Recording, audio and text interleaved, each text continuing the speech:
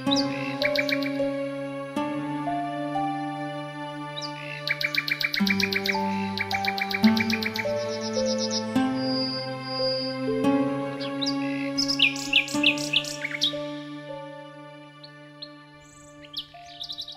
గురుదత్త స్వామీజీ.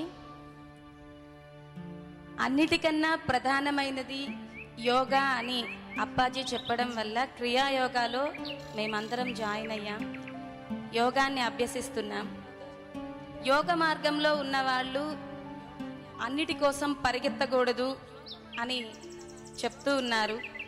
మరి స్వామీజీ చేస్తున్నటువంటి పూజలు, యజ్ఞాలు ఇవన్నిటినీ మేము చూడాలని ఆశతో పరిగెత్తుతూ ఉన్నాం కొన్ని సందర్భాలలో. మరి వాటిని చూడడానికి వెళ్ళవచ్చా, లేదు కేవలం ధ్యానంలోనే ఉండాలా? మరి గురు సేవ అంటే కేవలం మానసికంగా చేసేదే సేవ అవుతుందా, శరీరపరంగా కూడా చేసేది సేవ అవుతుందా? ఏమి చేయాలో అర్థం కాక కొద్దిగా సతమతంలో ఉన్నాం, మీరు చెప్పాలి.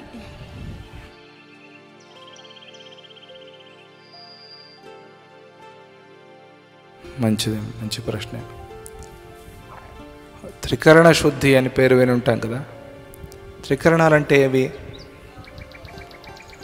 మనస్సు, వాక్కు, కాయ అంటే శరీరం, దేహం. ఈ మూడు త్రికరణాలు కదా. త్రికరణ శుద్ధితో ఈ మూడు విధాలుగాను గురువుకి సేవ చేయాలి అని శాస్త్రం.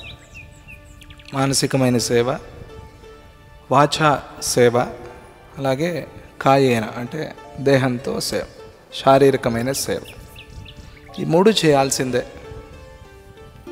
ధ్యానంలో ఉండిపోవాలా అంటే అలా ధ్యానంలో ఉండిపోయే స్థితి ఉంటే ఇంకేం ఇబ్బంది లేదు, చాలా సంతోషం. గురువుకి శిష్యుడి నుంచి కావాల్సింది అదే. కానీ అలా 24 గంటలు ఆ ధ్యాన సమాధిలో ఉండలేరు, అందరూ ఉండలేరు. కాబట్టి మనం గురు సేవ చేయాలి.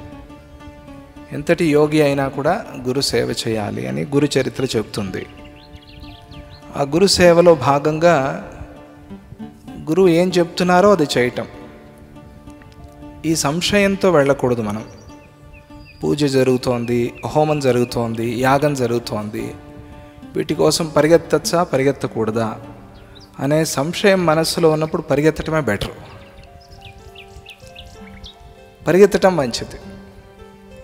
ఎందుకంటే పరిగెత్తచ్చా పరిగెత్తకూడదా అనేదే చాలా పెద్ద రన్నింగ్, అది చాలా పెద్ద సంశయం. అది ఆ సంశయము తానే తీరిపోతే ఇబ్బంది లేదు. ఆ సంశయం ఉన్నప్పుడు సత్కర్మ జరుగుతోంది కాబట్టి అక్కడికి పరిగెత్తటం మంచిది.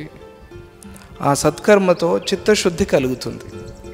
అక్కడ పూజ జరుగుతోంది, ఏదో హోమం చేయిస్తున్నారు స్వామీజీ, లేదా హనుమాన్ చాలీసా పారాయణ చేయిస్తున్నారు, ధ్యానం చేయాలి అని ఇష్టం ఉంది, ధ్యానానికి కూర్చున్నాం. ధ్యానం కుదిరిందో కుదరలేదో అది వేరే విషయం. అక్కడేం జరుగుతోందో, నేనేం మిస్ అయిపోతున్నాను అని ఒక బెంగ మనస్సులో ఉన్నప్పుడు అక్కడికి పరిగెత్తటమే బెటరు. ఎందుకనంటే ఈ బెంగతో వచ్చేదేమీ లేదు. లేదా బలవంతంగా మనస్సుని అక్కడి నుంచి తిప్పుకుని ధ్యానంలో పెట్టాలి. సద్గురు అక్కడ ఉన్నప్పుడు అంత బలవంతంగా తిప్పాల్సిన పనేముంది? హ్యాపీగా ఆనందంగా అక్కడికి వెళ్ళి కూర్చుని ఆ కార్యక్రమాన్ని చూసి ఆ కార్యక్రమం అయిన తర్వాత ధ్యానం చేసుకోవచ్చు. కాబట్టి ఇబ్బంది లేదు. అదే పనిగా కర్మల వైపు మనస్సుని పరిగెత్తించకుండా ధ్యానం చేయండి, యోగం చేయండి, ప్రాణాయామం చేయండి అని చెప్తారు. క్రమక్రమంగా తగ్గించుకోవాలి అని. కానీ ఇక్కడ ఉన్న వాళ్ళందరూ కూడా సంసారులై యోగాన్ని అభ్యాసం చేస్తున్నారు. సంసారులు అంటే పెళ్ళైన వాళ్ళు మాత్రమే కాదు, సంసారులు అంటే ప్రపంచంలో ఉన్నవాళ్ళము అని.